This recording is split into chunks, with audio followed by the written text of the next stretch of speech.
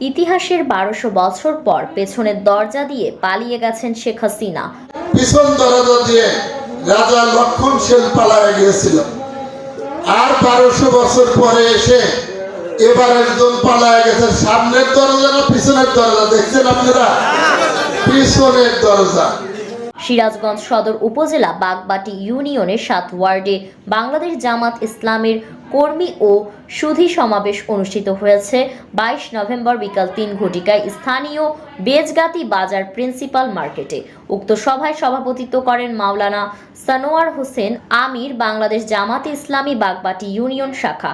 উক্ত অনুষ্ঠানে প্রধান অতিথি হিসেবে উপস্থিত ছিলেন জননেতা অধ্যক্ষ মাওলানা শাহিনুর আলম, কেন্দ্রীয় মজলিসে সুরা সদস্য ও আমির, বাংলাদেশ জামায়াতে ইসলামী সিরাজগঞ্জ জেলা শাখা। বিশেষ অতিথি হিসেবে উপস্থিত ছিলেন অধ্যাপক মোহাম্মদ শহীদুল ইসলাম, সহকারী সেক্রেটারি বাংলাদেশ জামায়াত ইসলামী সিরাজগঞ্জ জেলা শাখা, জনাব অ্যাডভোকেট নাজিম উদ্দিন আমির, বাংলাদেশ জামাতে ইসলামী সিরাজগঞ্জ সদর উপজেলা শাখা, জনাব মোহাম্মদ আবুল কাশেম সভাপতি, বাংলাদেশ শ্রমিক কল্যাণ ফেডারেশন সিরাজগঞ্জ সদর উপজেলা শাখা, মোহাম্মদ আমিনুল ইসলামের সঞ্চালনায় বক্তব্য রাখেন অধ্যাপক শহীদুল ইসলাম।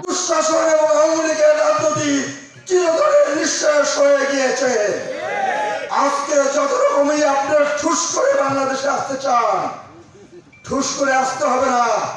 আপনাকে বাংলাদেশের জুডিশিয়াল আইনের মাধ্যমে আদালতের সর্বাত্মনে আপনার বিগত শাসনকালে যে অপকর্ম আপনি করেছেন, সেই অপকর্মের বিচারের মধ্য দিয়ে আপনার ফাঁসি হবে।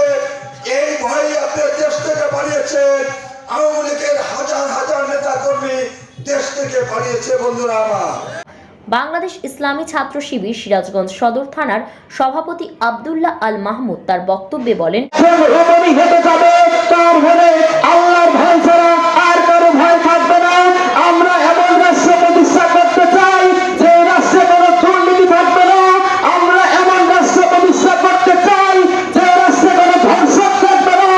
আমরা এমন রাষ্ট্র প্রতিষ্ঠা করতে চাই যেখানে কোনো চাঁদাবাজিরা চাঁদা চাওয়ার সাহস পাবে না। প্রধান অতিথির বক্তব্যে জনাব শাহিনুর আলম বলেন, প্রায় ১২০০ বছর আগে ইংরেজির ১২০৬ খ্রিস্টাব্দে ইখতিয়ার উদ্দিন মোহাম্মদ বিন বখতিয়ার খিলজি যখন ভারতীয় উপমহাদেশে এসেছিলেন, তার ভয়ে পিছন দরজা দিয়ে রাজা লক্ষণ সেন পালায় গিয়েছিল, আর ১২০০ বছর পরে এসে এবার একজন পালায় গেছে। সামনের দরজা না পিছনের দরজা দেখছেন আপনারা? পিছনের দরজা। কেউ কেউ বললে খেলা হবে, এই খেলোয়াড়দেরকে আর খুঁজে পাওয়া যায়?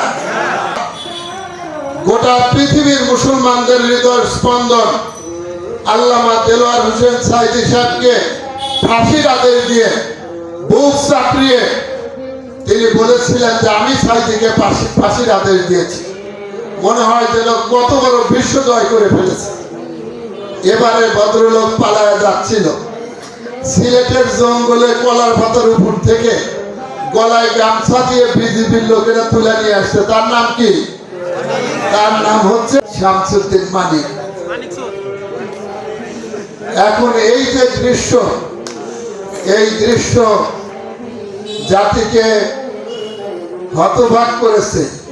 এত বড় নেতা নেতৃত্ব এভাবে পালায়া যায়, এটা জাতির জন্য একটা নির্লজ্জ, লজ্জার ব্যাপার।